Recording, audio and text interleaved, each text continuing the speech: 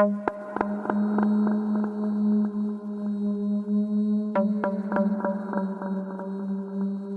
Gay Crime contains coarse language, adult themes, and content that is violent and disturbing. If at any time you feel you need help, please refer to the toll-free crisis lines in the show notes. Welcome to TGC, True Gay Crime. I'm your host, Patrick Marano, and in this episode, we are looking at the butcher of Montreal, Luka Rocco Magnotta. Luka suffered from mental illness, and he had a really unhealthy desire to be famous.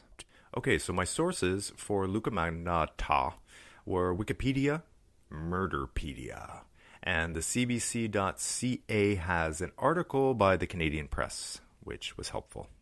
Okay, so without further ado, here is the story now of Luka Rocco Magnotta.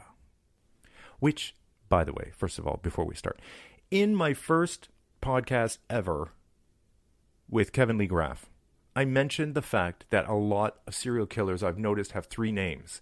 I don't know what the deal is with that, but it was Kevin Lee Graff. He had three names, and Luka Rocco Magnotta, though not his real name, is the name he chose, and he has three names. Bum, bum, bum. Okay, as I mentioned, that's not his real name. He was actually born Eric Clinton Kirk Newman, which is a mouthful. Eric Clinton after Clint Eastwood and Kirk Douglas. So that's a whole can of worms right there. He was born July 24th, 1982 in Scarborough, Ontario, which is just east of downtown Toronto, for those that don't know. His parents, Mother Anna Yorkin and Father David Newman, were introduced when his father was in grade 10 and his mother was in grade 9. It was a blind date. They fell in love. She got pregnant at 16. They moved into the father's parents' basement, and they were married soon after that. Years later, when they had their own house, the family had some financial problems, and they were forced to move because they couldn't keep up with the mortgage payments. And they ended up moving around central Ontario, living occasionally with the father's in-laws. Magnotta's father acknowledged that he had a drinking problem, and he also said that his wife had an issue with alcohol, namely vodka. The father described an intense and isolated family life where Magnotta and his brother were homeschooled by the mother. Magnotta didn't even attend school until grade 6 or 7 when the family moved after losing their house. So, growing up, Magnotta was placed in special education for a time also due to the fact that he had trouble with reading and math. And the other kids made fun of him because he was shy and gay and wore inexpensive clothing. His father is quoted as saying, quote, "He did not have friends. He was isolated." The father also testified that Magnotta's mother had psychological issues, though he's not a doctor, calling her a, quote, germaphobe. Ultimately, their marriage ended in divorce after 15 years when Magnotta was a teen, so there's no surprise there because they obviously were not happy.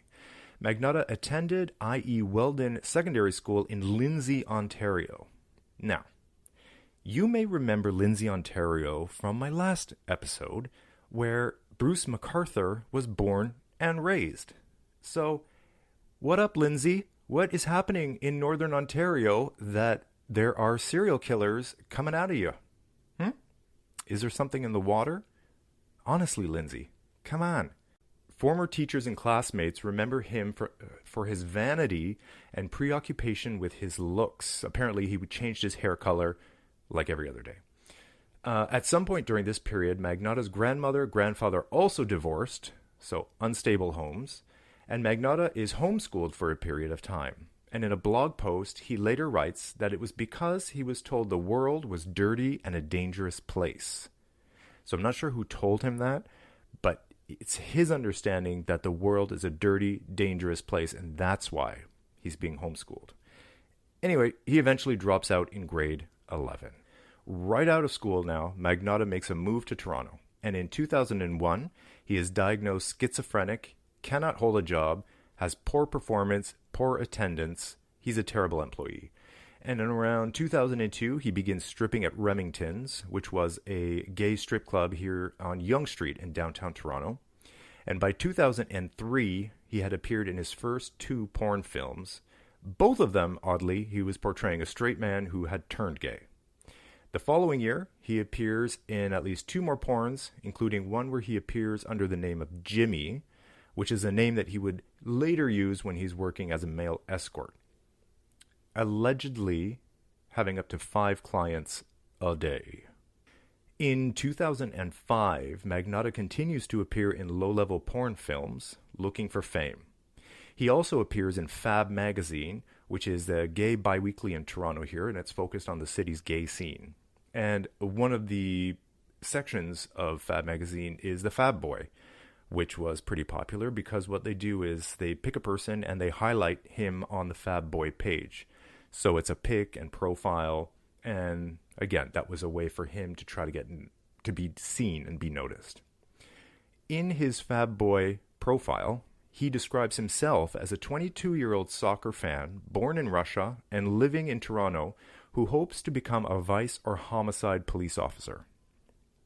Now, that last part is really interesting, the fact that he wanted to be a police officer, because it is very common for serial killers to express an interest in policing. So he's already starting to fit the profile. And he's already been diagnosed. Schizophrenic. He posed for racy photos for the magazine, for Fab magazine, that is, in 2005 and again in 2007, both time using different names. So he likes to switch it up, have different personalities, and present himself as different people. For one shoot, he used the name Luka. Then 2 years later, he appeared using the name Jimmy. Okay. So in early 2006, Magnotta meets Barbie, who is a transgendered woman, and they begin dating. She said, quote, "He said he wanted to be famous one day." She recalls his apartment looking like a shrine dedicated to himself. She said also, quote, "He would always beg me to take pictures of him." In April, which was several months after they had met, Barbie breaks up with him, and that summer, Magnotta legally changes his name from Eric Clinton Kirk Newman to the standard 3 names that all serial killers have: Luka, Rocco, Magnotta. Fast forward a little bit and enter Nina Arsenault. Now, Nina Arsenault, for those of you that don't know, that maybe haven't heard of her, don't live in Toronto. If you do live in Toronto, you know who Nina Arsenault is. She's an extremely prolific figure in the Toronto queer community here. And I'm just going to quote her Wikipedia page for a couple of things. Born January 20th, 1974. She's a Canadian performance artist, freelance writer, and former sex trade worker. She had a well-publicized encounter with Tommy Lee. So everyone heard about this when it happened. Tommy Lee came to town. He was filming. Their paths crossed, and he flirted with her for a long time. Like, it was embarrassingly like he was trying to get to her. And then finally, I'm not sure how, he clued in that she is a transgender woman, and he just ran for the hills. So that's a funny story that everybody here knows about. She also wrote her own one-woman show called The Silicone Diaries, which played at Buddies and Bad Times Theater here in Toronto. So Buddies is a gay theater / club / bar. And I actually went to see The Silicone Diaries. It was fascinating. It was about her transition, everything. And the pictures that she showed were so graphic and revealing and vulnerable that it was a lot, but it was amazing. So Nina claims that she was Magnotta's lover years ago when she worked at a Toronto strip club under the name of Angel. And she says that he hated his family because they didn't accept him. And she described Magnotta as being manipulative, a liar with a short fuse, and often self-destructive. Then after that, another transgendered woman named Julie said she dated Magnotta for a month in early 2006. She says, quote, "He talked about wanting to become famous one day," said Julie, who claimed Magnotta didn't have any friends. So he's definitely fitting a pattern here. She said, quote, "He was talking obsessively about Karla Homolka and Paul Bernardo as if they were his role models." Okay, now, if you don't know who Karla Homolka is, I'm going to fill you in. She's a Canadian serial killer and rapist who, with her husband Paul Bernardo, raped and killed at least 3 minors between 1990 and 92. So these are bad people. And he's himself starting these rumors that he's somehow connected to Karla Homolka, and that they were dating. So these are obviously people that he looked up to. In 2007, the Toronto Sun publishes a story by reporter Joe Warmington about how Magnotta had dropped by the newspaper's headquarters to deny the online rumors he was dating notorious schoolgirl killer Karla Homolka. The rumors are believed to have been started by Magnotta himself. So at this point in his story, he was going online and he had a lot of different profiles under a lot of different names. And what he would do to get attention on himself is he would start stories, he would start rumors, and then he would go in as somebody else and counter that story or say it's not true, just to get conversation going and just to get people talking about him. Throughout 2007, Magnotta continues his attempts to make a name for himself, and in the summer he auditions for the reality show Cover Guy, which is a 6-part Canadian television series where 30 aspiring male models compete for cash. Basically, so you can be an underwear model. Magnotta told the judges, quote, "People say I am devastatingly good looking." And the judges reject his audition. In February of 2008, he also tries out for another reality show called Plastic Makes Perfect. He said, quote, "I've had my nose done, I've had 2 hair transplants," and he tells them, "I'm planning on having muscle implants in my pecs and arms." Now, you can actually go online, if you're so inclined. Go to YouTube, and you can find his Plastic Makes Perfect audition. It's a long audition, and it's actually super boring, but it shows him, he's talking, there's a woman off camera asking him questions, and it's fascinating for about 30 seconds. In 2008, Magnotta continues to try to garner attention online, posting comments about himself to create rumors and then using other profiles to deny them. So now he's really ramping it up. Twice he loses battles with Wikipedia to keep a page up about himself, which is so weird. Like, what was he saying in his Wikipedia that Wikipedia itself was like, no, dude, fuck off. No, you're like, this is not happening. What was he trying to post on Wikipedia that was so... You can find a lot of shit on... Wikipedia has everything. So what were you trying to say that Wikipedia gave you the middle finger? Right? He also posts an online escort ad under the alias Jimmy, and one client is quoted as saying an unflattering review describing him as cold and remote. Listen, dude, you're lucky you weren't murdered. Okay, cold and remote is the least of your least of your problems. In the fall of 2010, Magnotta's online postings start to get a lot darker, and on his Facebook page, he posts a link to a video called 3 Guys, 1 Hammer. And in that video, it shows a man being viciously beaten to death. Now, the video wasn't by Magnotta, but he posted it and was promoting it on his Facebook page. Then shortly before Christmas, a video called 1 Guy, 2 Kittens started circulating on discussion boards. It was posted on December 21st, and the video depicts an unidentified man whose face is concealed because he's wearing a hoodie, placing 2 kittens in a sealed bag and then sucking out the air with a vacuum to suffocate them. The video is quickly removed from YouTube after animal activists learn about it. Soon after that, Ryan Boyle, who was a former U.S. soldier, and he uses the online name Save Kitty, he forms a Facebook group called Find the Vacuum Kitten Killer for Great Justice. Okay, it's not that catchy, but 4,000 people sign up to this group. And the group believes that Magnotta joined the group under an alias and that he himself anonymously went on a message board frequented by the group and posted pictures of the video with the face no longer blurred. Like, this guy wants to get caught. He's posting shit about himself just to get your attention, and then when he's got it, then he starts revealing. He over-reveals, too. Like, he wants to get caught. He wants you to know it's him. Okay, problem is nobody knows where the video was filmed, right? So on December 28th, 2010, Rescue Inc., an animal protection group, posts $5,000 reward for information leading to the arrest of the vacuum kitten killer.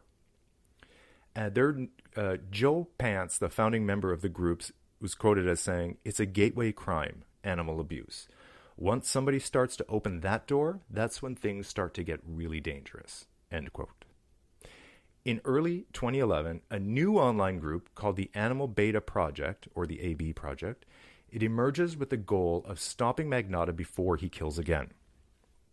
They said, quote, "We felt he would continue and that he would harm other animals and eventually move onto something even more violent, like hurting a person," end quote.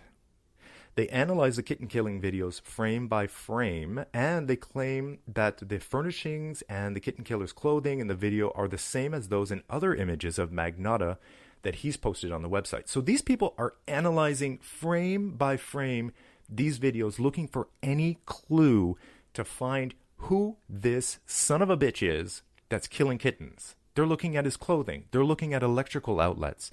They're looking at the furniture. They're listening in the background at talking to see if they can hear a certain language that's happening. One photo from October 2010, taken on a cell phone, stamped with a GPS locator, finally suggests to the AB group that Magnotta was in Toronto. So now they know where the fuck he is. The group contacted the Ontario Society for the Prevention of Cruelty to Animals with their findings, who then reach out to the Toronto police, and the police open a file on Magnotta in February of 2011.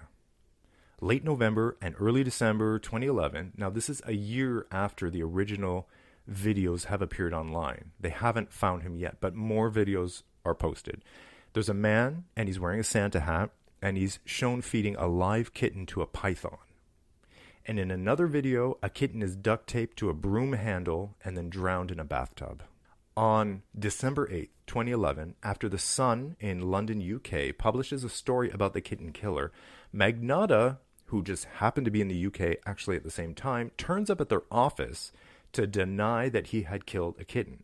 And reporter Alex West describes the behavior as, quote, highly suspicious. He wrote, quote, "But behind the denials, it seemed he was getting some sort of bizarre pleasure out of the attention." 2 days later, threatening emails are sent to the Sun's offices, believed to be from Magnotta, which said, "Next time you hear from me, it will be in a movie I am producing that will have some humans in it, not just pussies. ... Once you kill and taste blood, it's impossible to stop." The London police are notified, but say it's outside of their jurisdiction. In early 2012, the AB Project group received a tip that Magnotta might have moved to Montreal. The members then begin searching through their archive of Magnotta pictures, looking for anything that connects him to Montreal. In one photo, they see a unique street light that catches their attention, and they begin systematically looking at Montreal's intersections using Google Street View. And they actually track the one in the picture to a neighborhood in Montreal. Like, this is hardcore sleuthing. These people were not going to let this crazy kitten killer get away with any shit. They were going to bring him the fuck down. Around this time, Magnotta's online activity begins to really accelerate with blog posts about necrophilia and sedatives. So he is gone to the dark side. There's no coming back now. May 15th, 16th, 2012. Over the course of 2 days, repeated references are made online to a new video called One Lunatic, One Ice Pick that hasn't even been posted yet. One reference depicts a person in a purple hoodie with a fist holding an ice pick. On one site, a user asks, "Where can I watch the One Lunatic, One Ice Pick video?" And Ryan Boyle, the former soldier who started that Facebook group looking for the kitten killer, believes this is similar to earlier patterns where Magnotta would build buzz around a video and then using aliases before actually releasing the video. Then suddenly, Magnotta's online activity goes black. It goes quiet, which is super creepy. On May 24th, Concordia University student June Lin doesn't show up to work.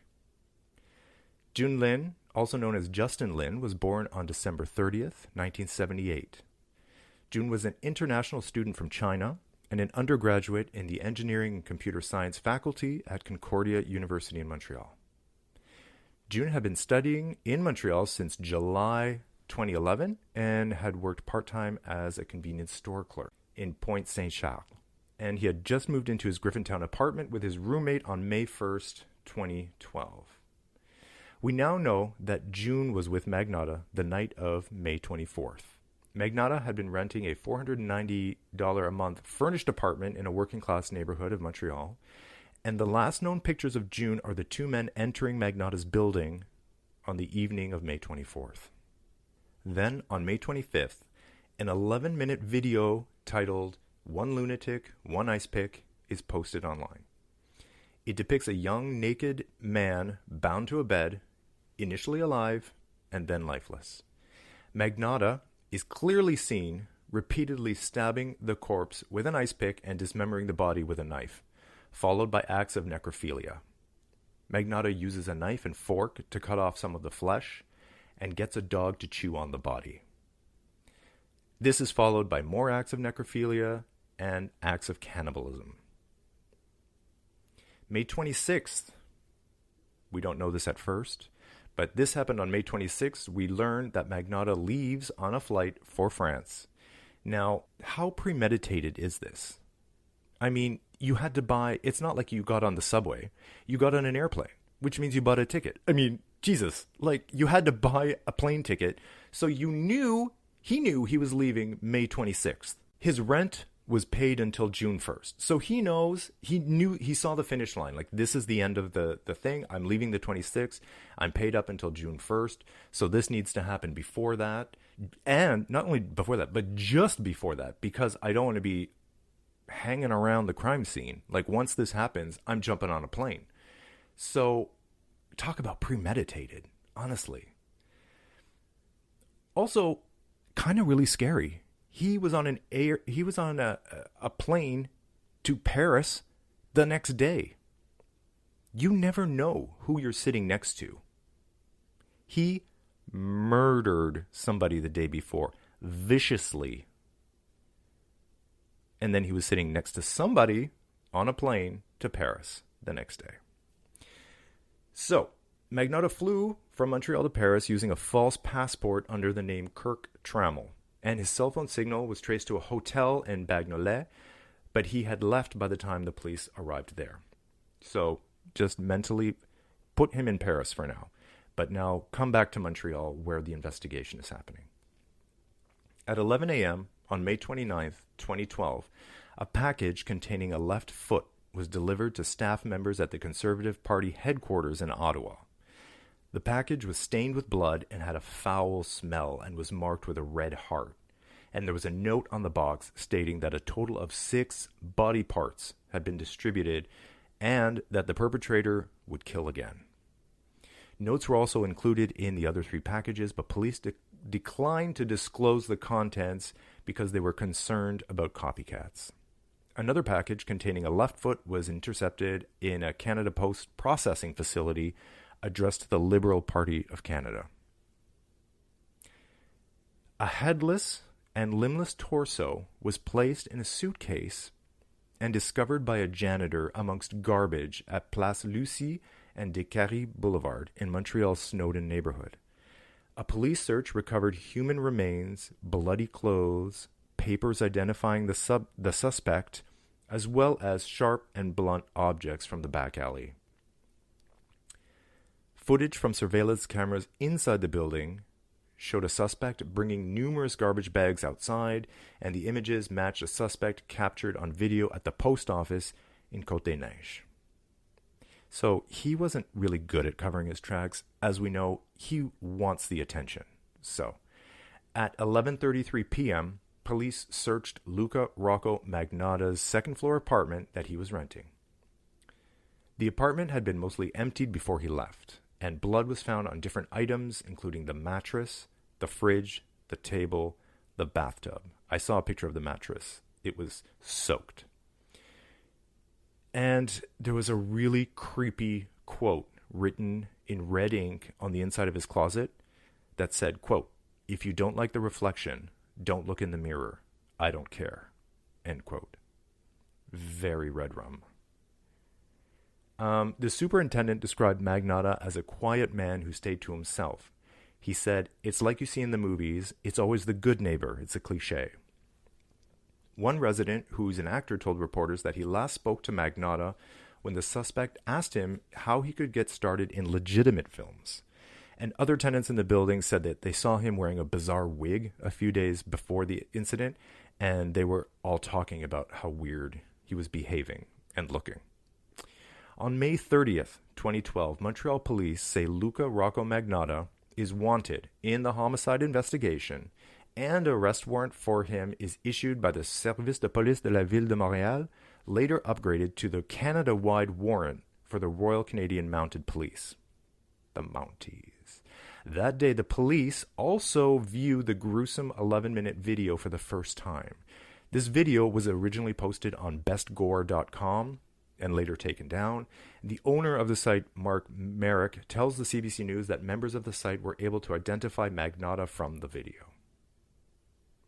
On June 5th, 2012, a package containing a right foot was delivered to St. George's School, and another package containing a right hand to False Creek Elementary School in Vancouver. And it's confirmed that both packages came from Montreal. On June 13th, the four limbs and the torso were matched to Jun Lin using DNA samples from his family. On July 1st, after receiving an anonymous tip, the head of Jun Lin was recovered at the edge of a small lake in Montreal's Angrignon Park. And on July 11th, Jun Lin's body was cremated and the ashes were buried on July 26th at Notre-Dame-des-Neiges Cemetery in Montreal. While that was happening in Montreal, let's focus our attention back to Europe. Okay? Since the Canadian authorities knew Magnotta had fled to Europe, Interpol's involvement came after Montreal police issued a worldwide warrant for first-degree murder. The entire planet is aware and looking for you now. The agency posted a picture and information on Magnotta on its website among a group of other international suspects. And on June 3rd, 2012, Magnotta is spotted in Paris. Again, he's clumsy. He is not trying to hide, really. Now he's the center of a global manhunt, and he's dubbed the Butcher of Montreal and Canadian Psycho by the European media. He was at large. He was spotted in Paris at a local cafe, also in a hotel. Then, apparently, before police could get to him, Magnotta left his hotel in Paris, paid 100 euros, boarded a Eurolines bus at the Baglonnet coach station, and he traveled 14 hours to Berlin. Now, he was able to travel freely between the countries because Europe has open borders, so he didn't even have to show a passport. And on June 4th, 2012, Magnotta was arrested at an internet cafe in Berlin, where he was reportedly reading stories about himself online. Narcissist. So he didn't last long. This is June 4th.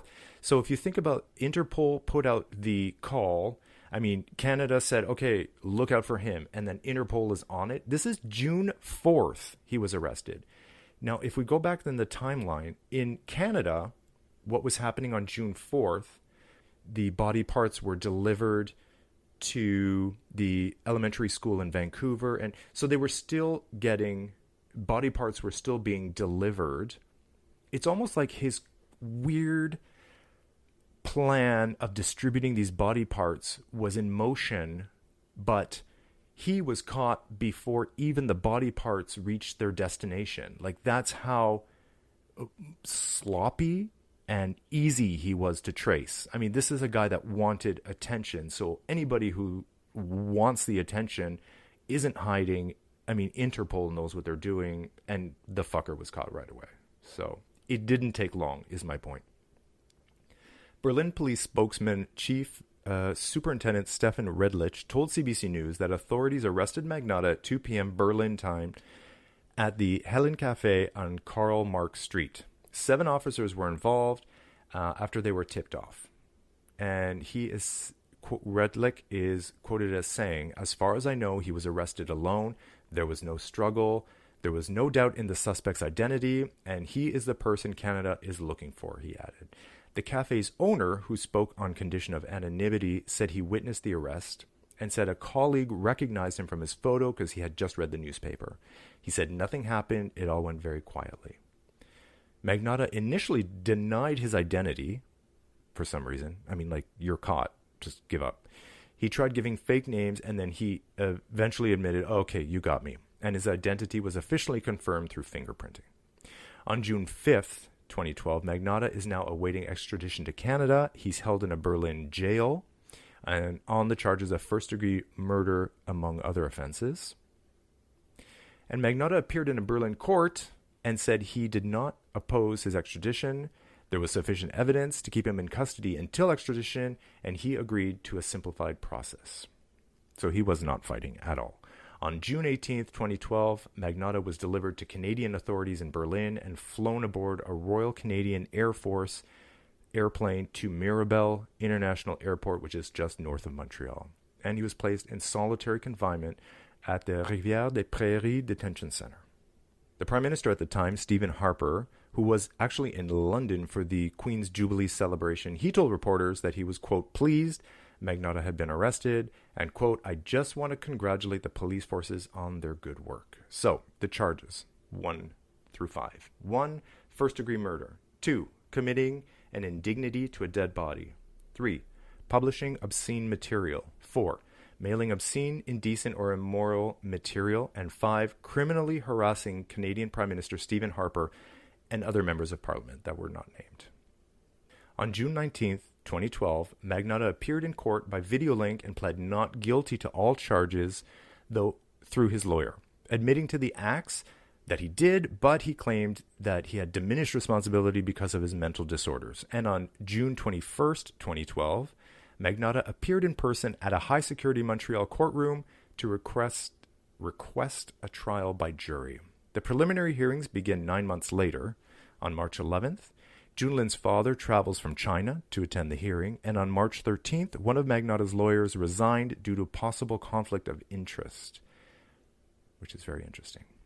Expert witnesses testified, including a forensic pathologist, a forensic toxicologist, a blood stain analyst, data recovery specialist, and an internet investigations officer, because there was a lot of stuff online. The prosecution also displayed video evidence. So what they're talking about is the 11-minute video that Magnotta posted online. In the courtroom setting, both Magnotta and June's father, who is there from China to see the trial through, both of them physically collapsed at separate times during the proceedings, but during the viewing of that video. That's how horrendous it was. They physically collapsed. On April 12, 2013, Luka Magnotta was indicted on charges of first-degree murder, offering indignities to a human body, distributing obscene materials, using the postal service to distribute obscene materials, and criminal harassment. Now, at the trial, the preliminary inquiry judge set a tentative trial for the fall of 2014, and Magnotta elected to be tried by judge and jury. September 29th, 2014, Crown Attorney... Oh, by the way, in Canada, the Crown is the prosecutor. The Crown Attorney, Louis Boutellier, made his opening statement, and Quebec Superior Court Justice Guy Cournoyer presided over the trial. On the opening day, he instructed jurors that Magnotta admits the acts or the conducts underlying the crime for which he is charged. Your task will be to determine whether he committed the 5 offenses with the required state of mind for each offense. So basically he's saying to everyone, look, he admits what he did. We need to figure out if he was in the right frame of mind. Did he know what he was doing? During the trial, defense attorney Luc Leclerc argued that Magnotta was in a psychotic state at the time of the crimes and could not be held responsible for his actions. The defense witnesses provided evidence that Magnotta had been diagnosed with paranoid schizophrenia as a teenager. Now, there were 6 different experts that analyzed Magnotta's behavior. There's a lot of similarities in their diagnoses, so I'm just going to read a bunch of them here. So there's borderline personality disorder with histrionic traits, antisocial personality disorder, narcissistic personality disorder, paranoid schizophrenia, paraphilia, borderline personality traits. Did I say that one? Histrionic personality disorder. So there's a lot of disorders going on, and though they have different names and they mean different things, all of the doctors are basically saying, yeah, okay, he has mental health issues. So the Crown prosecutor argued that the murders of Junlin were organized and premeditated, and that Magnotta was purposeful, mindful, ultra-organized, and ultimately responsible for his actions. Which, duh. I mean, just the plane ticket itself. Like, Do you really think that he bought a plane ticket to Paris and then thought, oh, this is a good opportunity to murder somebody? No. He had this planned out in his head. So he's like, okay, I'm going to buy the plane ticket, boom, and then I'll make sure to murder him before so I get on the plane right after. And also, because why is he using the fake passport? He had it all set up. Of course it's premeditated. Ooh, sorry. Magnotta chose not to testify during the trial. That's probably a good choice.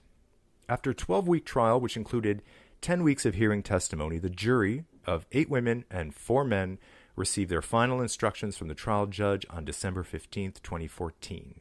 They were sequestered before beginning its deliberations, and on the 8th day, they returned a verdict of guilty on all charges.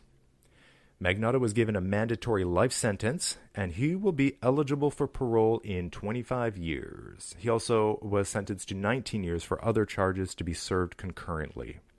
Magnotta filed an appeal for the convictions to be annulled, and that appeal claimed that the verdicts are unreasonable and unsupported by the evidence and the instructions.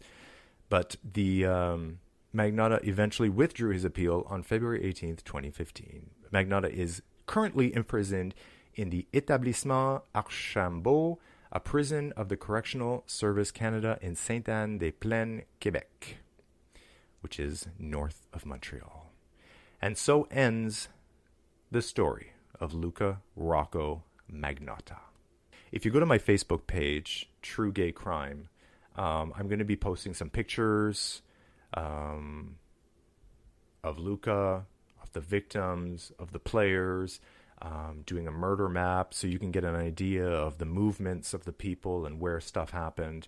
But also, if you want more, you can watch, there's a 3-part series on Netflix on this whole story, and it's called Don't Fuck with Cats, Hunting an Internet Killer.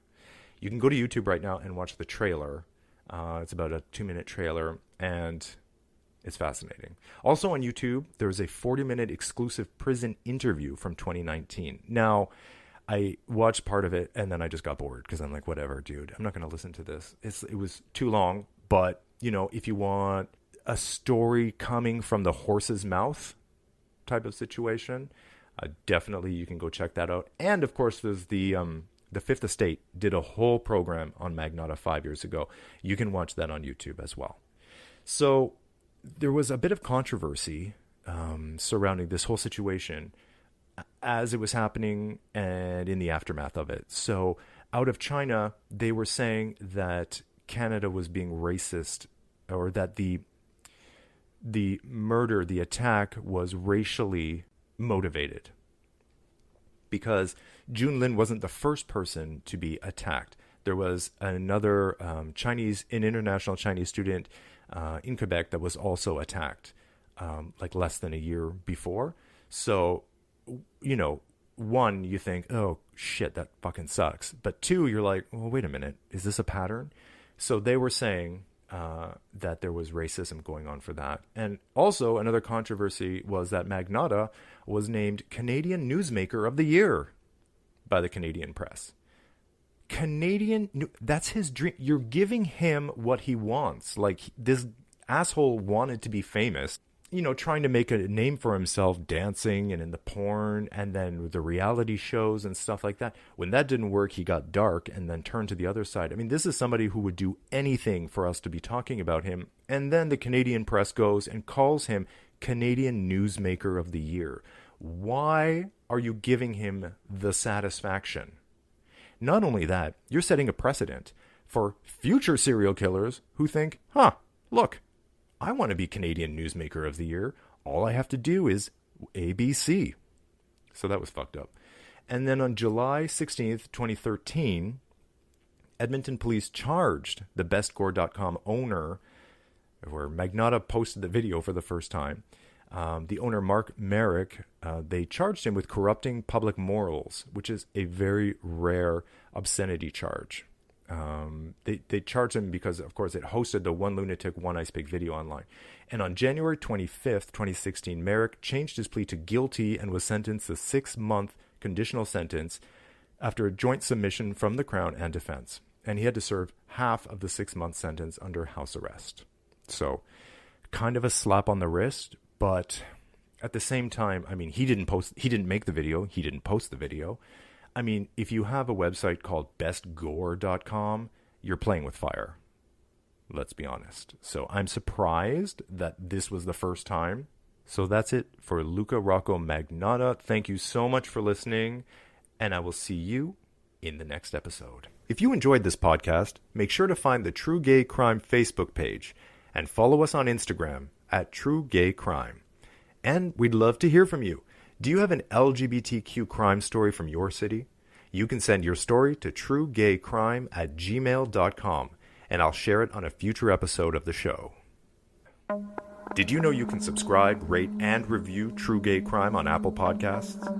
It would mean everything to me if you did, because it helps me create content you like, and it lets Apple know to share it with more people. Thank you for listening. And remember, always look behind you, lock your doors, tell someone where you're going, and look out for each other. Why can't we all just get along?